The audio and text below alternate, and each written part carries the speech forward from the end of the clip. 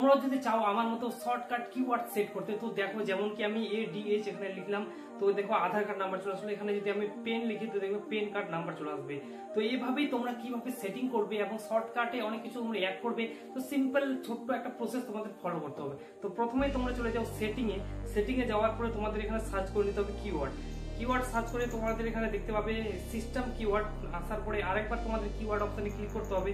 Keyword অপশনে click করার পরে এখানে পার্সোনাল ডিকশনারি, তো পার্সোনাল ডিকশনারি যাওয়ার পরে এখানে ল্যাঙ্গুয়েজ তোমাদের সিলেক্ট করে নিতে হবে, যেমন কি ইংলিশ, বেঙ্গলি। তো তোমরা যেটা পছন্দ তোমরা সিলেক্ট করে নাও।